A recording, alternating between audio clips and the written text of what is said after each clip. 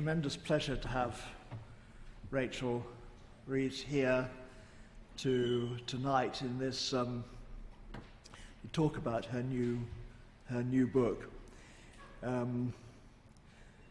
This is under the aegis of the LSE Library's Women at Work series, and you can go onto the library website to get a lot more detail of that and how it's working.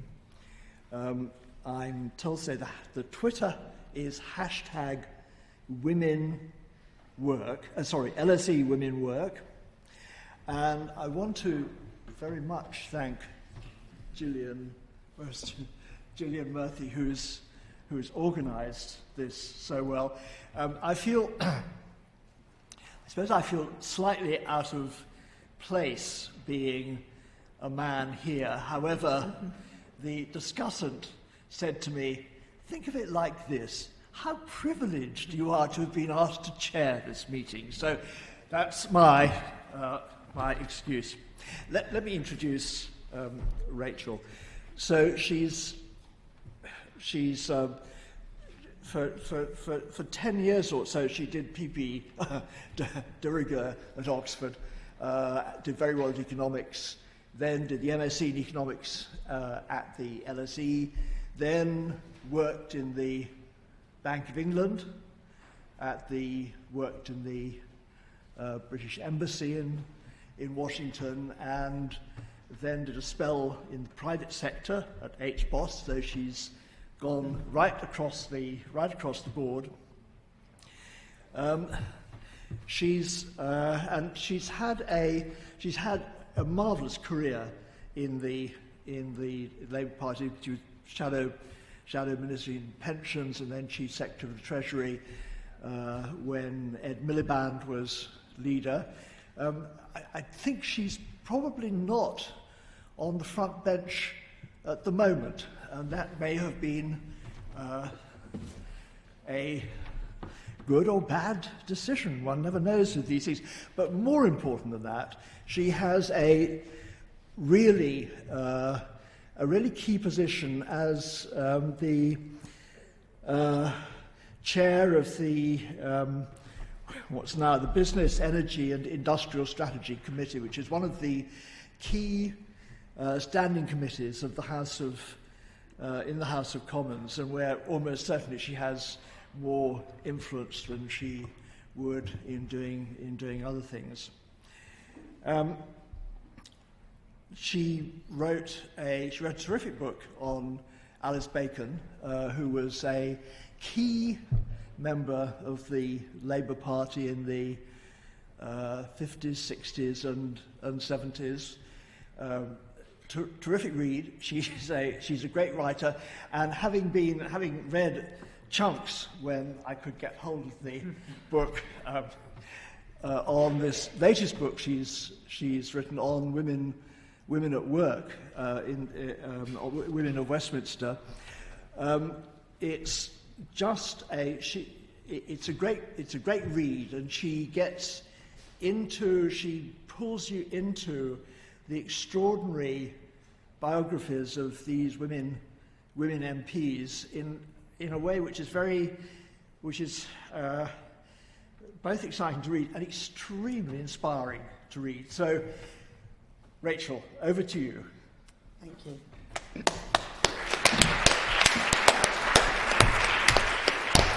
Well, thanks very much, David, and to Nikki as well, and particularly to Gillian Murphy for organising this evening. I'll speak for a little while about the book and perhaps give a few quotes to give you an idea of what the book is about and the story it tells. But the book is a celebration, really, of 100 years of women in Parliament. 100 years ago, every single one of the 650 MPs in Westminster were men, and it wasn't until December 1919 that the first woman took her seat as an MP. It was a year earlier, in February 1918, that women won the right to vote.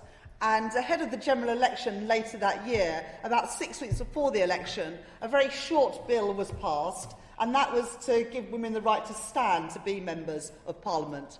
But because it was just 6 weeks before the general election, it was very hard for any woman to get selected to fight a seat that was at all winnable for their political parties. And so many stood as independents or for quite hopeless seats for their political parties. The only woman who was elected in 1919 was Constance Markievicz, but she was a Sinn Féin member, and so in the tradition of that party, she didn't take her seat. She was also in prison at the time for high treason, so even if she had have wanted to, it might have been a little bit tricky.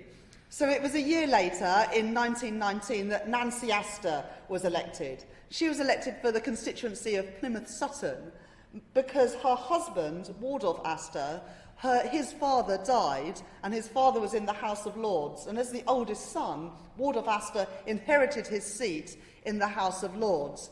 Now, Wardolph Astor didn't want to be a Lord, he wanted to be a Member of Parliament, and he wanted to relinquish his seat in the Lords and come back to Plymouth Sutton and be their MP again. And so he was looking for a stopgap Member of Parliament to keep Plymouth Sutton warm whilst he arranged to get back as their MP. So his wife stood, Nancy Astor stood, to be the MP. And 26 years later, she stood down as a Member of Parliament. So it was a very long stopgap, and Wardolph never returned to the constituency. So what was it like for Nancy Astor as the first woman to take her seat in Parliament? Well, she said that her male colleagues would have rather had a rattlesnake in the chamber rather than her.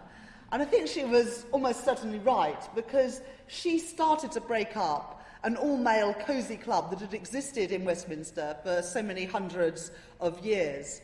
Winston Churchill, who had been a good friend of the Astors, said to Nancy that having a woman in Parliament was a little bit like having a woman walking into his bathroom when he had nothing to defend himself except for a sponge. Now, Nancy replied, "You're not good-looking enough to have such concerns, Winston." But again, you get a sense of the hostility that the women in Parliament faced, certainly in those early years. The parliamentary authorities also had to decide what they were going to do if women were to be elected to Parliament. And so in 1918, when women won the right to stand to be MPs, they created a room called the Lady Members' Room, where they hoped to sort of banish the women in one place. And the Lady Members' Room, perhaps predictably, was down 2 flights of stairs, about a quarter of a mile from the debating chamber. And it was quickly nicknamed by the women MPs that occupied it in the years to come as the dungeon. So again, you get a sort of impression of the sumptuous surroundings or not that the women MPs had to work in. Now, the Lady Members' Room had in it 2 sofas and 7 chairs. And that was sort of okay in the early years because there were so few women MPs that they had their choice of which desk to work from. But in 1945, the number of women in Parliament trebled from 8 to 24. And so the Lady Members' Room started to become somewhat overcrowded. And a Labour woman elected in 1945 said that the Lady Members' Room resembled half an hour before the jumble sale was about to begin, because it was strewn with coats and hats and scarves and newspapers half open and half read, correspondence and casework lying around. And those were the cramped conditions in which women MPs were expected to complete their casework, write their speeches and contribute to parliamentary life. Their accommodation was much inferior to the male MPs.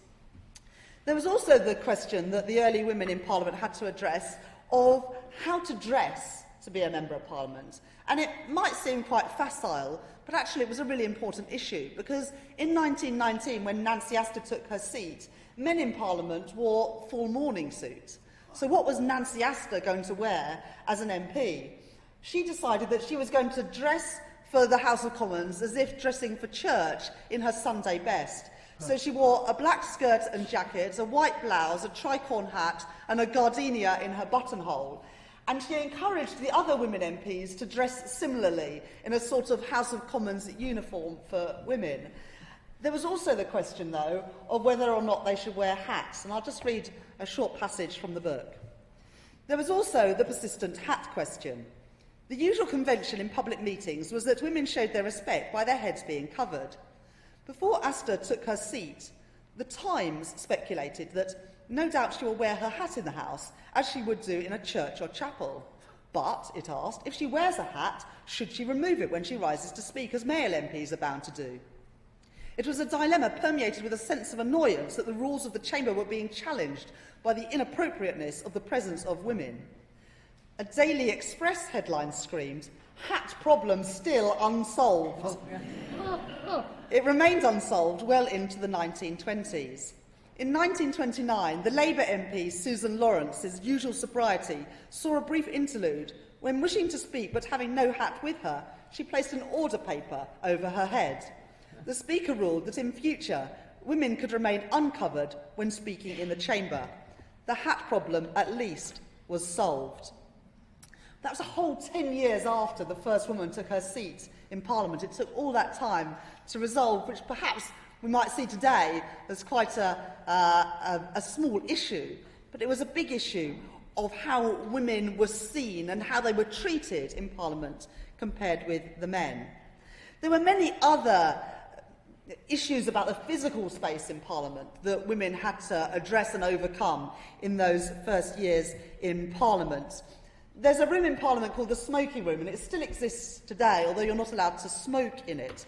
And the smoking room, even when women were elected as MPs, the smoking room was out of limits for the women MPs until Ellen Wilkinson was elected in 1924. And Ellen Wilkinson was the first person really to challenge Nancy Astor and say, I don't want to wear this uniform. And so she turned up in Parliament wearing an emerald green dress and a bright red dress and wasn't going to obey the rules, the unspoken rules, the unwritten rules that Nancy Astor and the other early women MPs had laid down.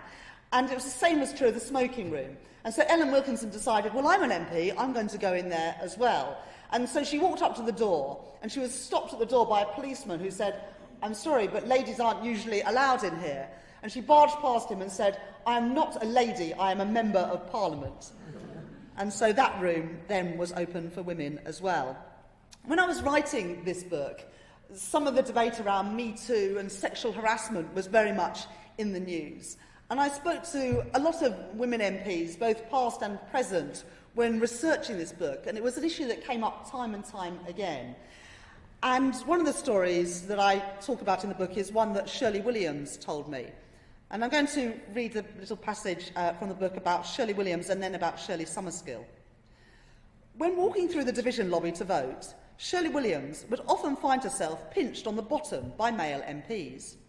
When she relayed such experiences to other women MPs, they said it happened to them all the time.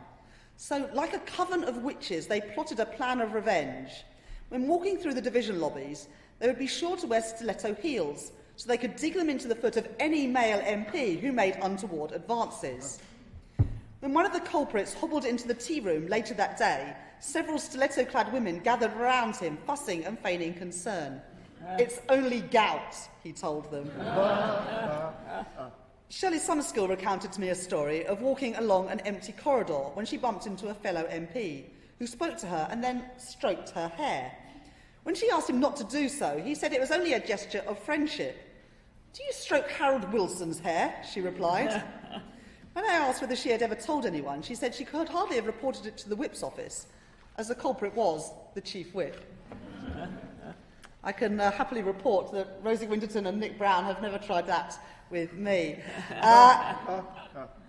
The book also tells the story of lots of firsts in politics. Of course, Nancy Astor is the first woman to take her seat in Parliament, but also Margaret Bonfield. And this year is the 90th anniversary of Margaret Bonfield taking her seat in the Cabinet, the first woman to serve in a Cabinet.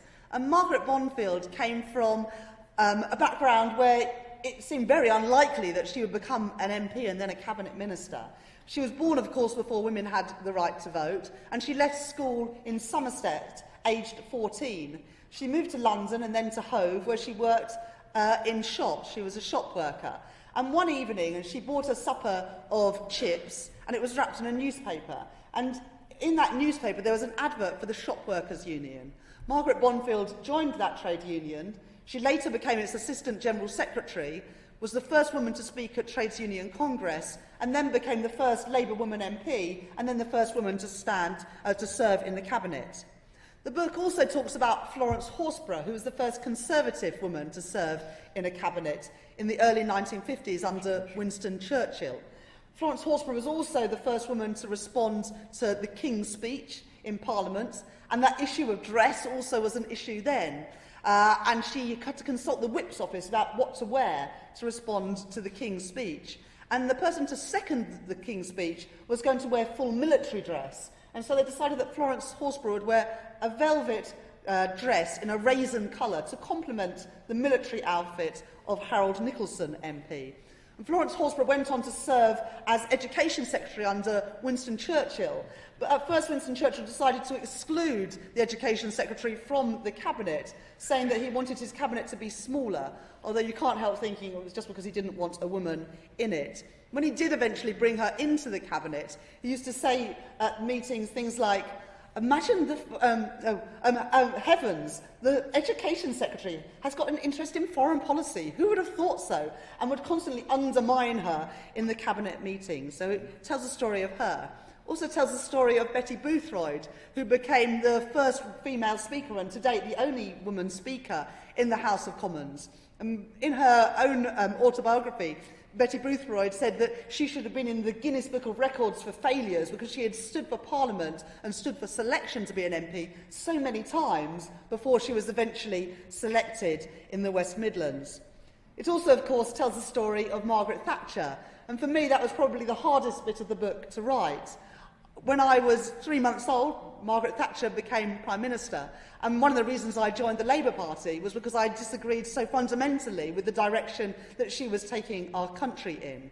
But I also grew up never doubting that a woman could lead and be Prime Minister because she was doing just that. But Margaret Thatcher's route to Parliament was also beset with obstacles. Margaret Thatcher stood for selection many times before she was eventually selected for Finchley and Golders Green. And at one selection meeting in Maidstone, the feedback was that she was an excellent candidate, but she hadn't thought sufficiently about how she was going to combine being a mother and a Member of Parliament. And I just can't imagine any male MP or would-be MP being told he hadn't thought sufficiently about how he was going to combine being a father and a Member of Parliament. The book also tells the story of Helen Hayman, who in 1976 was the first serving woman MP to have a baby whilst being a Member of Parliament. And she was back at work 8 days after giving birth because pairing had been suspended and Labour's majority was wafer thin and falling, and so they needed every vote they could get. The book also tells the story of Diane Abbott, who in 1987 became the first black woman to be elected to Parliament. And she tells stories of regularly being mistaken in Parliament, and people didn't believe that she could be an MP.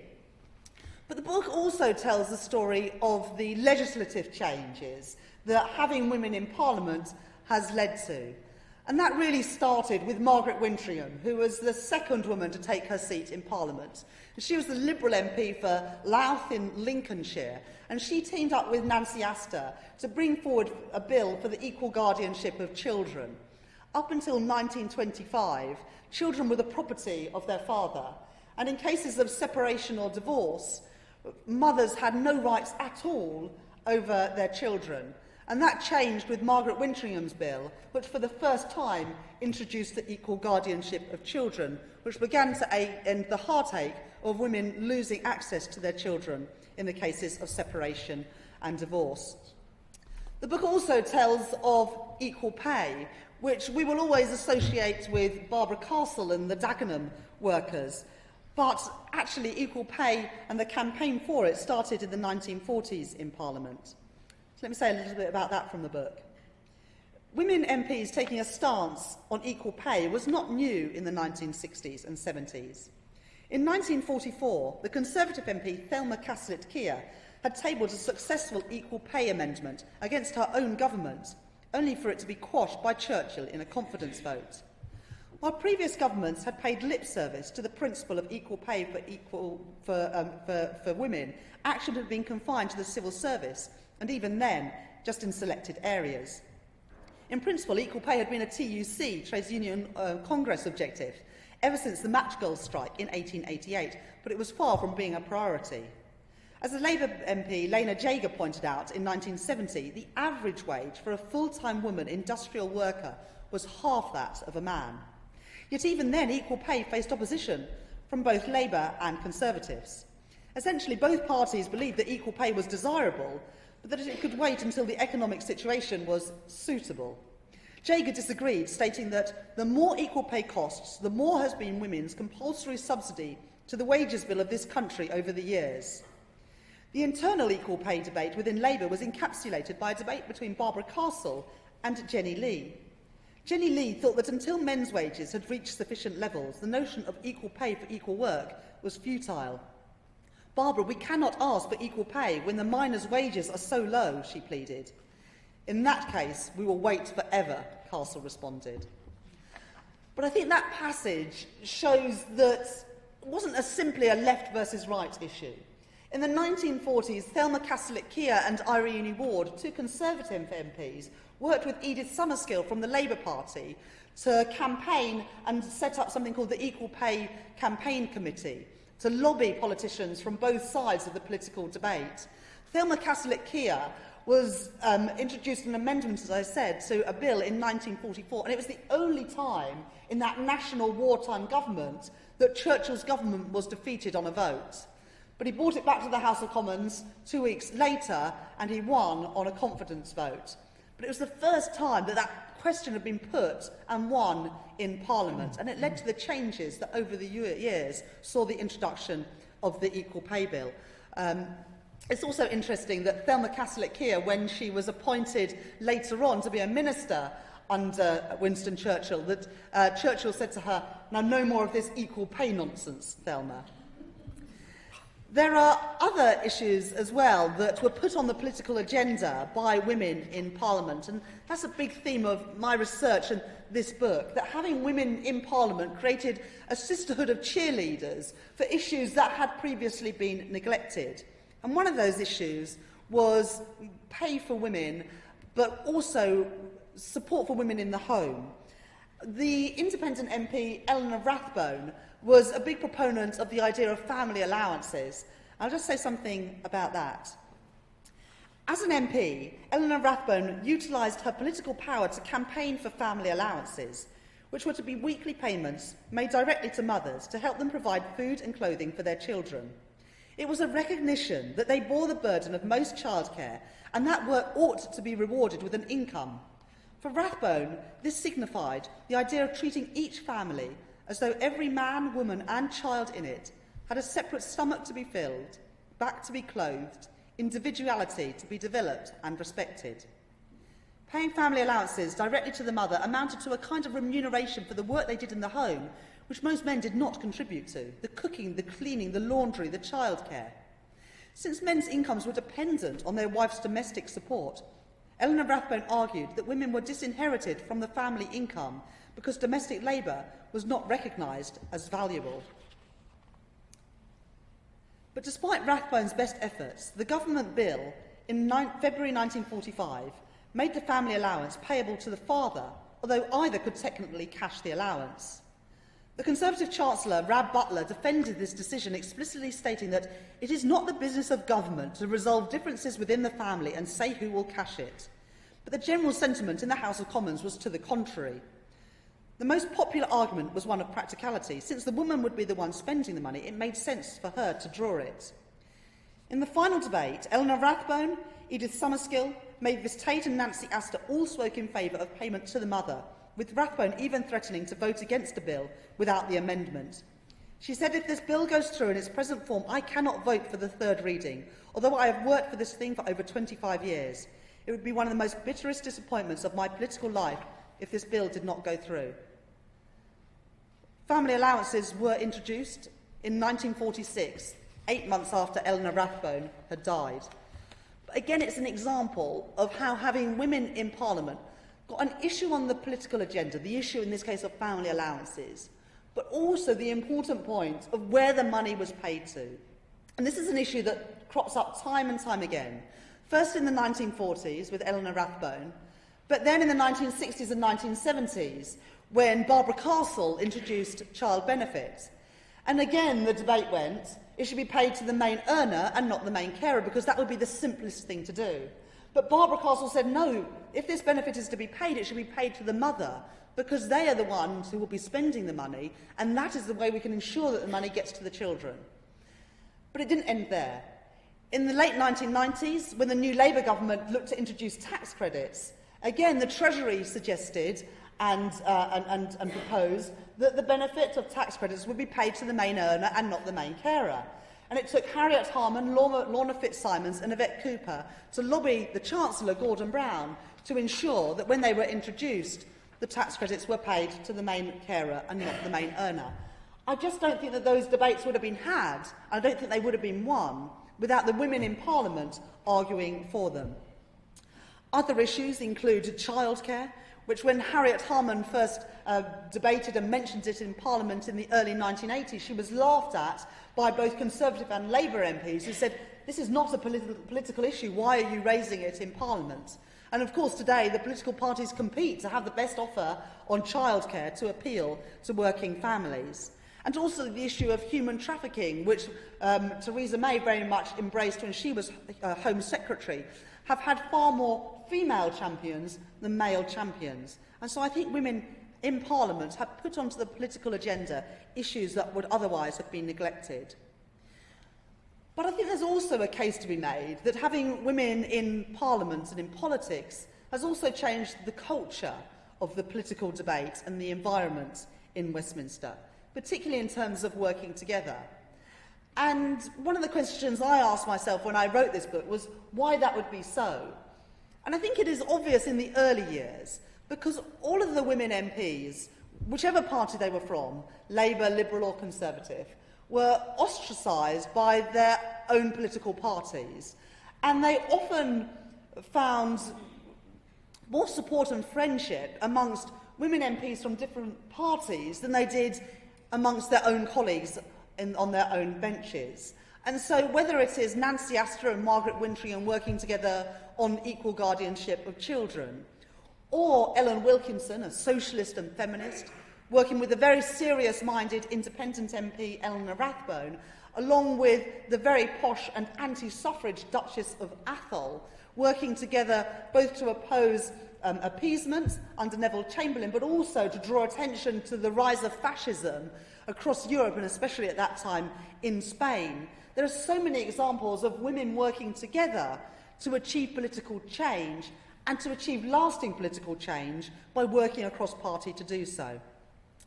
During the Second World War, many of the women MPs felt that the issue of the mobilisation in the war effort was one that was being debated and driven by men, even though the war would be won by both sexes. Edith Summerskull said, "I wonder what the country would say if the whole question of manpower were dealt with by women. I'm beginning to feel that the war is being prosecuted by both sexes, but directed only by one." And so the women MPs during the Second World War set up the Woman Power Committee, which was responsible for mobilising the war effort of women. And the war effort of women during the Second World War in our country far exceeded that in any other country, and also far exceeded that seen during the First World War. And again, I think that is down in many ways to the women in Parliament who made that happen and made male MPs and ministers take it seriously. More recently in Parliament, we've just introduced baby leave. Now, maternity leave has been something that's been in existence in most workplaces for many, many years. But until the 29th of January this year, there was no maternity leave available at all to women members of Parliament. When I had my two children, my voting record was blank for the months that I took off after giving birth. But on the 29th of January this year, the first example of proxy voting took place in Parliament. And Tulip Siddiq, the Labour MP for Hampstead and Kilburn, who had just had her baby, was able to nominate somebody to vote for her by proxy in one of the crucial Brexit divisions. In the Brexit votes that we had 2 weeks ago, 3 MPs voted by proxy, and they were Tulip Siddiq, Luciana Berger, and a male MP, Darren Jones, whose wife gave birth on the Monday evening ahead of crucial votes on the Wednesday that week.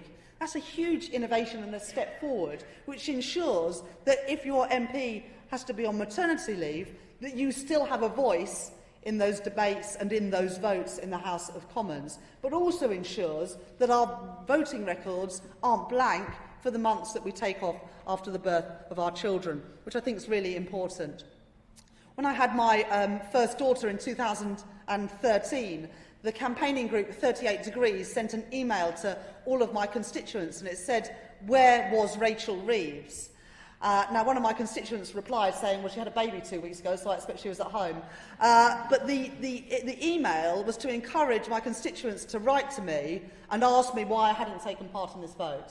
Now, I was paired in the vote, which means that a Conservative MP who was also not able to vote that evening cancelled out my vote. But the truth is, the voting records looked blank, and that's why I think that proxy voting is so important, both because it ensures that people are represented, but it also ensures that in knife-edge votes, which we have a lot of in Parliament at the moment, that it doesn't go a particular way just because an MP has recently had children.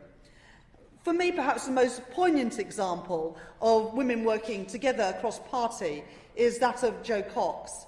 Now, when Jo was elected in 2015, she had some causes that she wanted to focus on as an MP. One of them was the situation in Syria, another was refugees, and the third was loneliness. And in all of those areas, she didn't seek out a fellow Labour MP to campaign with, but in all of them she sought a Tory MP to work with, because she believed, and I think she's right, that to get long-lasting change, you need to build a consensus across the political divide. And so she worked with Andrew Mitchell, Tom Tugendhat, and on loneliness with Seema Kennedy. And when Jo died, I made a speech in Parliament that said that she can no longer take forward her work, and so it now falls on all of our shoulders, her friends, her family, and all MPs and all of us to take forward her work. And so it's a privilege for me to take on the work that Jo started on loneliness with the Conservative MP, Seema Kennedy. Now, I've got to admit, when I was first elected in 2010, I was a very tribal MP, and I didn't contemplate working with Tories or Liberal Democrats to achieve change.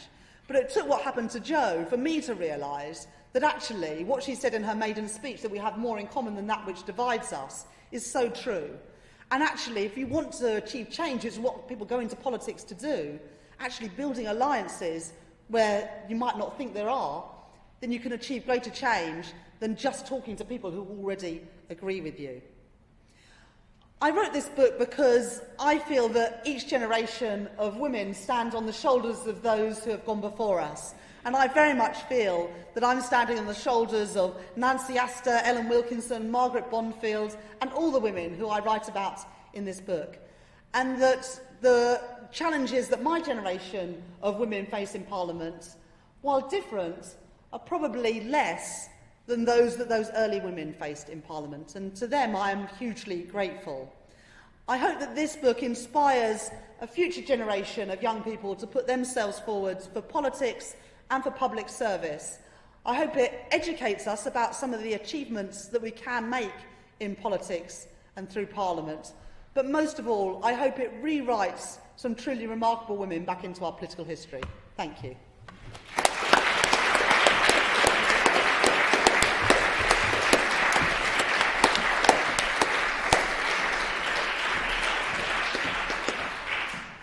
Thank you so much, Rachel, proving that you're not only a wonderful writer, but a wonderful speaker.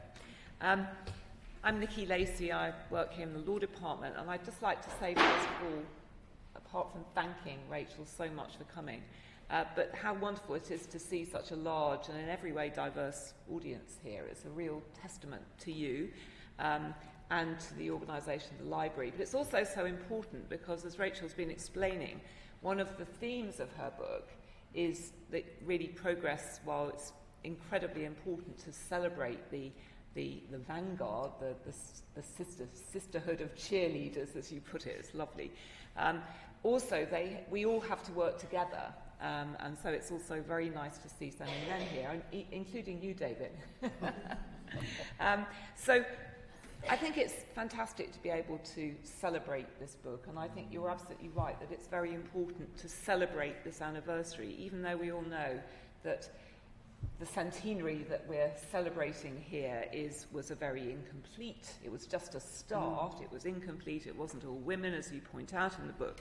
But it's very important because these anniversaries provide a moment when we can reflect and look back and take stock of where we've got to, how we got to where we are, what the lessons to be learned, and what the things that can be genuinely celebrated. And Rachel's book, can I just tell you, is also a great reminder, and again, this is implicit in what she said, that it isn't only in areas like housework and childcare that women have been doing a disproportionate amount of work, because actually, relative to their, for most of the 20th century, absolutely tiny representation in Parliament, they had the most incredible impact. You know, compared with their numbers, it's just awesome to be reminded how small those numbers were and how big the impact was. And I think that's a huge thing to be remembered and celebrated. So I thank you for reminding me of it. And it's also a really important contribution to women's history, I think, and to the general project of writing the lives and speaking about the lives and recovering the voices of people who've contributed to the development of our society, but who have been written out of history. So I celebrate all that. I'll just say a couple of other things that I really loved about the book and why I think it's such a page-turning read. The first is the sort of very strong sense of the voices of these women. Rachel lets many of them speak in their own voices, from diaries and letters, obviously from the ones she wasn't able to interview, but also from interviews. You know, I found myself, so I had an experience very early in my career when I was working, in fact, at the college where Rachel did her PPE. And for the first 3 years I was there, I was the only woman. And reading your book, it just took me back to that feeling I had. I'd always loved clothes, to be honest, but I was never really uncomfortable about what to wear to work until I went to New College. And I suddenly realised I looked awfully bright and awfully conspicuous, and it made me feel uncomfortable, and it affected my voice for a while. And I think you give us the sense of that texture, but also of the sort of sisterhood that can come out of that experience, which can be very lonely. The second point I'd like to make about the book, just as a exercise of enormous admiration I feel for it, is that Rachel, you must have been really working on this book during what, by any standard, is one of the most difficult periods of British political life, and one where spirits and tempers have been very frayed. And in a way, I think your book and the research leading up to your book is a sort of exemplification of precisely the point you made in concluding your talk this evening, which is the importance of cross-party cooperation. You've rendered with enormous generosity and sympathy the contributions of women whose politics you fundamentally disagree with, and I think that's an enormous achievement, and I wish there was more like this in the world, including in Westminster. So what I'm going to do in the next just 5 minutes or so is simply pick up on 3 points about the book and really sort of throw out a question which could either be a question for Rachel if she wants to respond to it, or a question for all of us. Because I think her book raises lots of questions, and very important questions for all of us as citizens, but also for us at the LSE or students as social scientists. So first of all, we all know, and Rachel gives many of the sort of landmarks in her book, that the last century has seen an absolute, it is a revolution really in women's status. It's an absolute revelation in our legal status, in our status as citizens, in many ways in our standing in the economy, in the law, in politics. The formal landscapes are very evident. Obviously, political representation is the key one that is Rachel's concern in the book. But there are also the obvious landmarks like divorce, guardianship, equal pay, abortion, the Sex Discrimination Act, further divorce reform. There are so many components formal legal changes that have facilitated the social revolution that the 20th century saw in women's standing. And yet, the gap between those formal landmarks and the substance remains worryingly acute, particularly in certain areas. Of course, there's the gender pay gap, which we read a lot about. There's still a surprising amount of labour market segregation. I think it's really interesting that, according to the Women's Budget Group, of all the new Labour success stories for women in policy terms, it was actually a gender-neutral policy that had the biggest impact, and that was the minimum wage. Quite interesting. Really, the inverse of the point you made about one of the women saying, I can't remember which one it was now, that if you have public spending cuts, by definition, women are disproportionately affected. Violence against women and girls remains at very worrying levels and has now transmuted into a horrible culture of verbal and online abuse. So there persist these gaps, and there were a couple of moments in the book when I sort of thought I took my breath, really, because I thought they were little insights into that gap. I mean, one is a very basic one, which is where you point out that when Amber Rudd took over as Home Secretary from Theresa May, what now seems like a very long time ago, but wasn't actually very long ago, that was the first time any of the great offices of state had been held by two women, one after the other, consecutively. I mean, that to me is just extraordinary and highlights the kind of leadership issue. And the other one is a much more sort of, in a way, an emotional one. It's when you comment that when Jess Phillips, who has some very remarkable talents as a politician, it seems to me, and she read out the names of all the women killed in one particular year as victims of violence. And you point out that she was the first woman ever to draw applause in the House of Commons. I felt quite tearful at that, to be honest. I mean, I think that's shocking. Now, you don't actually elaborate as to whether that's part of a sort of generally anti-applause culture in Westminster, but I do think that tells us quite a lot about these continuing informal conventions and social norms and self-expectations and identities that women have, as well as men have about women, that are still shaping that gap between equal pay for work of equal value, equality in the law, and all these other things, and the actual social realities. So the first question really comes out of your book is the big one for all of us who care about gender equality and justice, which is what do we need to do? What are the priorities in terms of combating this? And I think your book is very interesting on that, but we could talk about that at greater length. The second point I'd like to just reflect on and throw out a couple of questions about has to do with the implications for keeping up the momentum of the growth of women in Parliament, but it's exactly the same by extension in particular workplaces and so on, in universities, in schools. When I was the only woman at New College, and there was only one other woman in an ex-men's college in the law faculty in Oxford, so that meant there were only 7 of us across a very, very large university. And that was pretty typical of most subjects, except the natural sciences, where there were even fewer women. So essentially, we all knew each other. We were a very small group.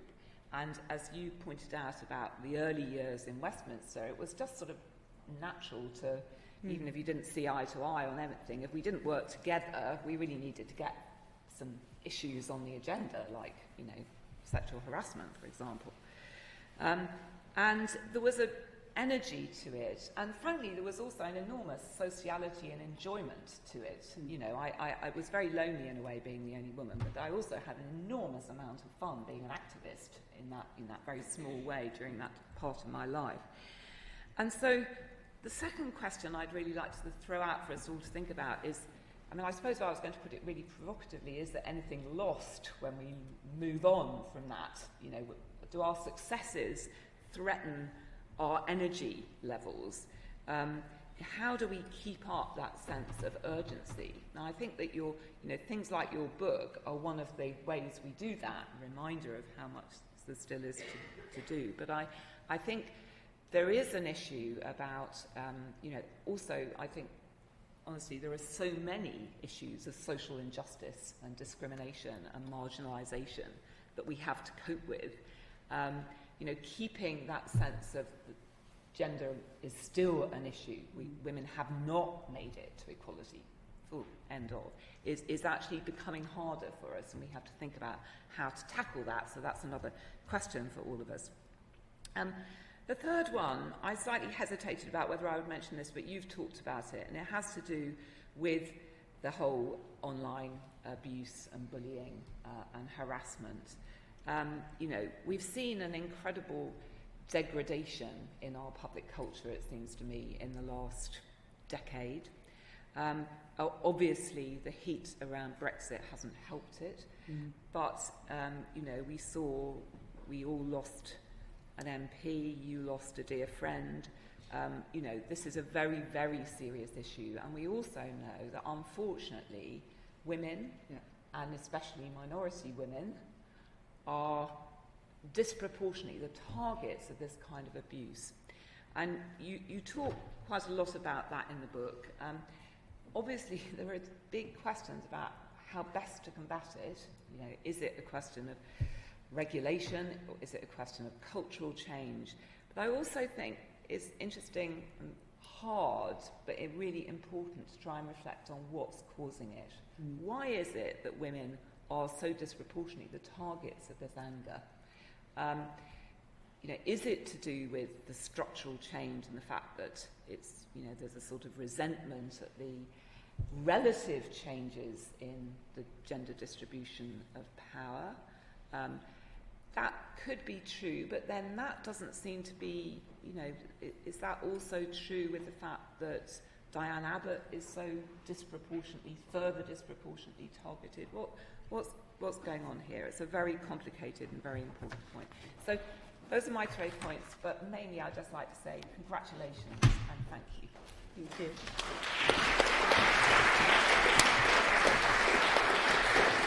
I'll pick up some of those in the questions. Yeah, absolutely. Yeah. Well, marvellous presentation and great discussion of it. So we've got quite a lot of time. Would you like to take questions individually? Oh, I don't mind at all. Right. Okay. Yeah. Yes? Yeah? Yes. Who? One here and then second there. Yes. Thank you very much indeed. My question's on the current Prime Minister. Do you detect any sense whatsoever that amidst all the obvious political flack, that she is treated in any way differently for no other reason than she is a woman?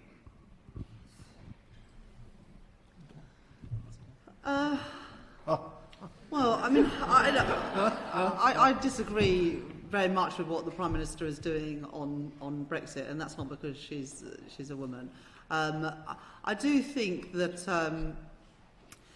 in the leadership contest that she fought, she wasn't expected to win, but all the men's campaigns collapsed as they, fell out with each other, and she was the last person standing in that contest. Now, you could say, she wasn't supposed to be the leader, but actually she was a grown-up when all around fell apart. And so I do have a certain respect for her. I also have some respect for what she did at the Home Office, particularly around modern-day slavery and human trafficking and domestic violence. Of course, I think she could have done more. I think there could have been more money going into those areas. But I do think that as a Home Secretary and as a woman in that role, she brought to the table issues that had been neglected previously. Certainly the treatment from some people like, Mark Francois or Jacob Rees-Mogg, probably do have a sort of touch of misogyny. I think there was a comment from Margaret Thatcher where she said that she got the distinct impression that some of her ministers and MPs thought that taking instruction from her was like taking instructions from one's housemaid. And I think that there is still a bit of a culture of that in politics, although it's not exclusive to the Conservative Party. There are those issues, which I'm sure we'll come on to, across the political spectrum as well. I was just wondering what your thoughts are on countries that impose quotas on like a certain number of women in their elected government bodies. Mm-hmm. So, because we don't have proportional representation, it's a little bit harder to achieve some of that. But in the Labour Party, obviously, we've used all-women shortlists, and more recently in the Conservative Party in 2010, they had their A-list of candidates. And I tell the story of all-women shortlists in some detail in the book. The first innovation in the Labour Party was that every shortlist had to have a woman on it. And then it was a balanced shortlist, 50% men, 50% women. And neither of those changes made the slightest bit of difference in the number of women candidates selected in the Labour Party. And so, under John Smith, when John Smith was leader of the Labour Party, women MPs, including Claire Short, Angela Eagle, Harriet Harman, Diane Abbott and others, encouraged and put resolutions to conference and eventually won, with the support of the trade unions eventually, to get all-women shortlists in some constituencies. And that was the biggest breakthrough in politics for women's representation in 1997, when 101 Labour women were elected, 121 women MPs overall. And that was the biggest breakthrough, and you wouldn't have achieved that without all-women shortlists. For the Conservative Party, the breakthrough was really in 2010. Now, the Prime Minister, the current Prime Minister, Theresa May, set up something called Women to Win in the Conservative Party. And when David Cameron was leader, he took up their suggestion of some sort of A-list of candidates. 50% of them should be men and 50% of them should be women, and the local Conservative associations should then be encouraged to select those people. And that's when, in 2010, you saw a breakthrough in the Conservative Party of a lot of women getting elected. And so, in both cases, there's been a form of positive discrimination. I could speak about this all evening, really. But let me just say a couple of short things. In the Labour Party, we don't have all-women shortlists for the leader, the deputy leader, or our mayoral candidates. And so we've got a male leader, a male deputy leader, and all Labour's mayors, Andy Burnham, Sadiq Khan, Steve Rotherham, Dan Jarvis, I can continue, all of them are men. And so, although in the Labour Party 45% of our MPs are now women, I think it's very fragile beneath the surface. If all women shortlists went, you would go back to having lots of men selected, because that is the evidence that we see from all of the selections in the Labour Party that don't have all women shortlists. And so I think they've been really, really important, and I still think they're needed in politics to get to that 50-50 parliament that I would like to see. Could I just say a brief word on, to back up what you're saying, Rachel? I don't know whether any of you went to, there was a rather good lecture about the centenary of women's suffrage at the British Academy by Anne Phillips earlier in the year, and she actually had a chart that showed the growth of women MPs, and it's a really eloquent way of showing just how central all women shortlists are. But I think the really key thing about all women shortlists is that, as you doubtless know, our equality legislation makes any kind of positive action in spheres of employment, for example, very, very difficult. It's extremely restricted because essentially discrimination is defined to include most forms of positive action. There are some exceptions, but they're very limited. And I know that there are many, many difficulties about positive action, many, both practical and political and moral. But I do think that this example shows us that one of the objections that is usually made is really not a good objection at all, and that is the claim that if women only get there because of positive measures, they can't do such a good job because they don't command respect. Because I think the truth is that actually what happened with these various positive action initiatives, if I can put it that way, for both political parties, was that it normalised a different level of female participation in Parliament. It didn't. I quite agree with you. I think it's definitely not time to take your eye off the issue, but I think that to me, this experiment, in a sense, suggests that we've turned our back on positive action measures too quickly. Well, any other? Yes.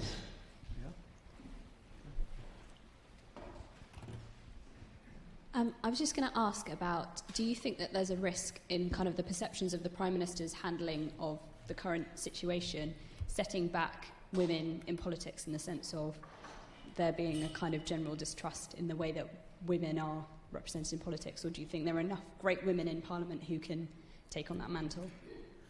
Well, if you look at the woman who's had the most impact in stopping a hard Brexit happening, that's Yvette Cooper. And so, you could say you don't agree with what the Prime Minister's doing. Well, I certainly don't. But I'm also fearful that when she stands down, we're going to get someone an awful lot worse than she is. And, if the front runners for the leadership contest in the Conservative Party are Jacob Rees-Mogg, Dominic Raab, Boris Johnson and Michael Gove, then, maybe we should... think about, we might be lucky to have what we've got at the moment. But certainly in Parliament, Yvette Cooper has been the key driver behind stopping us having left already without a deal. And so, there might be one woman who you disagree with, but there's a hell of a lot of men in Parliament that I would disagree with. And there's one woman who I think is showing that you can build support across the political spectrum, because that... the stopping the hard Brexit was only achieved by winning Conservatives to the cause. So I wouldn't accept that premise. Let me ask you one question which I was really sort of wanted to ask you when I was reading. Who are, say, the three women MPs who, right back over history, who really have impressed you most when you were writing all this? Well, I guess that's when I will have to be more partisan, and I have tried in the book to be very generous. Yes. And certainly, when I wrote about Thatcher, I interviewed Gillian Shepherd, Linda Chalker, Edwina Curry, to make sure that I got a perspective of Margaret Thatcher, which wasn't sort of tinged with my own prejudices.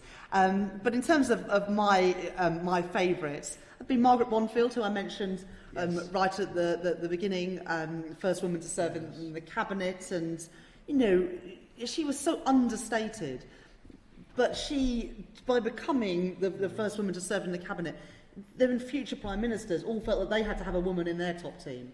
So it then led to Ellen Wilkinson, Florence Horsburgh, Barbara Castle, and the rest. And they made huge sacrifices, those early women. So the first 4 Labour women to be elected, none of them had children, none of them married, none of them had children. It wasn't until the late 1960s, when Judith Hart served in Wilson's cabinet, that you had a woman in the cabinet who was also a mother. So for 50 years of women in Parliament, none of the women who served in the cabinet had children, and only one of them, before Hart, was married, and that was Barbara Castle. So I think about the sacrifices that someone like Margaret Bonfield had to make. I would also say Ellen Wilkinson, and a lot of the early women MPs wouldn't describe themselves as feminists, partly because they didn't want to be pigeonholed as only focusing on women's issues. But Ellen Wilkinson identified as a socialist and as a feminist, and somebody who really wanted to shake up the whole way that politics was done. Now, she was just 4'11" in height, and so ministers are supposed to speak from the dispatch box, but she wasn't tall enough to see the dispatch box, so she had to stand next to it when she was Education Secretary in Attlee's government. And she died in 1947, when she was just in her early 50s. And I think that's a huge loss, because just in the 2 years that she was Education Secretary, she brought in the raising of the school leaving age and the introduction of free school milk, which Margaret Thatcher took away. And so I would say Ellen Wilkinson also led the Jarrow Crusade, the march of the unemployed. I think unemployment was around 2/3 of the male workforce in Jarrow in the mid and late 1930s, and ship works and the steel works both being closed. So I'd say her, and then Barbara Castle, who Nikki has mentioned as well. It's in some ways sort of following on from that tradition of Ellen Wilkinson of not wanting to be defined by the men and wanting to do things on her own terms. And if you look at the legislation that she brought in on child benefits, the Equal Pay Act, she made a huge, SERPs, the state second pension, made a huge difference to women outside of Parliament through the legislation that she brought in. And she came very close to being the first woman Prime Minister. And obviously Thatcher achieved that, but certainly of her era, she was the most important woman in politics. Yes. Thank you very much. The private sector has installed major campaigns to attract and hire the most capable or smartest women. How is Westminster doing in this quest for the top women, so to speak? And if not, what should it do to do so? Well, before I became an MP, I worked in banking and finance, as David said at the beginning, and Parliament sometimes looks positively diverse compared to some of the meetings I went to when I worked in banking. So I think that the private sector has still got a long way to go. If you look at the gender pay gap, 18%. If you look at the pay reporting that's now done, actually this is the second time this year, the second gender pay gap reporting that's has to be done by organisations that employ more than 250 people, and it hasn't shifted at all during the course of the year. But it is beginning to shine a spotlight on some of those businesses in financial services, in IT, actually in education as well, where you still have a very large gender pay gap. I think that politics is different, because when you say about recruiting the most talented and capable women, obviously that's really, really important that we've got talented and capable women. But I think that your definition of that also matters, because in politics, you don't just want the people who have got the straight A's and the firsts at university, because Parliament is supposed to represent the country as a whole. And what you have in Parliament is a lot of very privileged people, but not enough people who have done ordinary jobs before they became MPs. And so I would like to see a Parliament which was more representative of the country we're supposed to serve in so many different sorts of ways. I would like to see more women in Parliament. At the moment, actually, in my notes it says we've got 291 women in Parliament today. It's now 292 because last week Ruth Jones won a by-election in Newport West after the death of Paul Flynn. So there's now 292 women in Parliament. But also people from black and minority ethnic backgrounds are underrepresented in Parliament. It wasn't until 1987 that you got black MPs in Parliament. Paul Boateng, Diane Abbott and Bernie Grant all elected in 1987. It wasn't until 2010 that you got a Muslim woman elected to Parliament. We also need more people from ordinary backgrounds, people who went to their local state schools rather than some of the most expensive schools in the country. So I want to see more people with talent, but I think that talent needs to be broadly defined to represent the talent in all parts of society and in all communities in our country. Because it comes back to this point about the legislation that women in Parliament have introduced came from the fact that women have experiences that are different from those of men. And if you're from a black minority ethnic community, you're going to have experiences that are different. So, David Lammy was the champion of the Windrush generation. And that wasn't just because it was a cause that he thought was important. It was because he had direct experience of it. He knew what he was talking about, and it's something he cared passionately about. And I think it's the same with the representation of women in Parliament. Could a man have campaigned in the same way for family allowances or equal pay or action on domestic violence? Perhaps, but they didn't. And so that's why I think it's so important that we have a more diverse Parliament so that other issues are put on the agenda that were neglected before, but also so that you are drawing from the full range of talent rather than the talent amongst white, middle-aged, upper and middle-class men, which is, for 100 years, pretty much the only talent that was in Parliament. Yes? Thank you. So you spoke a bit about some of the agendas that female MPs have brought onto the table, things like kind of childcare benefits and those types of issues. And I was wondering whether there are other kind of topics which female MPs have been involved in, which aren't stereotypically to do with women's issues, that you've seen them have an impact in and what those have been. Yeah. I think that's a really good point. And, Herbert Morrison, who was the deputy leader of the Labour Party and Labour Home Secretary, he advised the women MPs in 1945 to stick to women's issues. And he was very disappointed when Lena Jager, in her maiden speech, spoke about foreign and defence policy, because that wasn't what he had planned at all. Ted Heath was once asked whether he thought there should be more women in Parliament, and he said, there was a sort of a pause, and then he said, yes, as long as they bring a woman's contribution, otherwise there wouldn't be much point in having them there at all.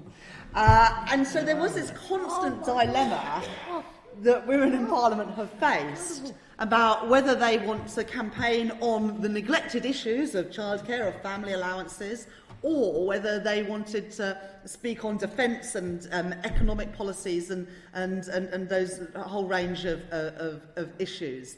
And I think that's something that continues up until today, actually. We've never had a woman Chancellor of the Exchequer. We've never had a woman Defence Secretary. And you've had an awful lot of women as international development and as education and in health, not an awful lot, but, a lot more. And so there are still, I think, those gendered aspects that leaders think, let's put her in that role. I think international development is the role that you've had the most women secretaries of state. But why weren't they the foreign secretary? Why were they the international development secretary? The major offices of state, foreign, home, chancellor and prime minister, even today you've only got one woman in any of those four roles. So I think it is a really, really important issue, and I wouldn't want to suggest that women in Parliament should just focus on those sort of range of issues that are perhaps seen as women's issues. And certainly, if you look today in Parliament, you've got women speaking on a whole range of issues, as you have going back as far as 1945. And it was one of the reasons why that women MPs like Barbara Castle said things like, judge me as a socialist, not as a feminist. And Alice Bacon, who I wrote about, said it would be a mistake to be regarded as just a woman's MP, because they didn't want to be pigeonholed. They wanted to be able to speak on a whole range of issues outside a sort of narrow confine. But I do also believe very strongly that a lot of issues just wouldn't have had champions at all if you hadn't had women in Parliament. Well, let me finish by asking you it's the London School of Economics. What do you think about economics as a profession which is really rather dominated by men? Do you think that economics should be, as it were, at some stage ripe for the same treatment that politics has got? Would it change things, or is there? Do you have a different? I mean, you're a very distinguished economist who's actually gone into politics, left economics, but I know you do some. But what do you think about that? So when I started at the Bank of England in 2000, so it's only 19 years ago, our graduate intake consisted of 37 people, and only 6 of us were women. Huh. When I did my master's course at the LSE, it was incredibly male-dominated. Yeah. And I think it is really, really important that we encourage more women to study the STEM subjects at schools, and then to go into those subjects, including economics, which is increasingly maths-based. Incredibly important to have more women. We've never had a woman governor of the Bank of England, never had a woman Chancellor of the Exchequer. I would love the next Chancellor to be a woman, and I would love Mark Carney to be replaced by a woman. And there are lots of well-qualified women who could do that job. And we've had a woman head of the IMF, and we've had a woman head of the Fed in the US. Why can't we manage that in our country? So I do think that we need to improve on that. I think that I think it was Harriet Harman who had said, if it had been Lehman sisters rather than Lehman brothers, it might have not got into this mess. But I certainly think that more diverse boards make better decisions. And if you look at the boards of FTSE 100 companies, I think, this might not be exactly right, but something like there are more FTSE 100 companies that have got a chief executive called John than have got the chief executive that's a woman. And that might be a year or two out of date, but I bet it's not far off still. And so there is that real issue, I think, of, actually, are we attracting the top talent to our businesses and in media and in politics? Are we promoting them when they're there? Is it somewhere they want to work and want to continue their careers? And actually, when we've got our productivity lagging behind other countries in the world, what can we do to bring in more diverse and more talent into our workforce? And I think, why not start with women? Well, thank you very, very much for an absolutely splendid evening. And yes, thank you.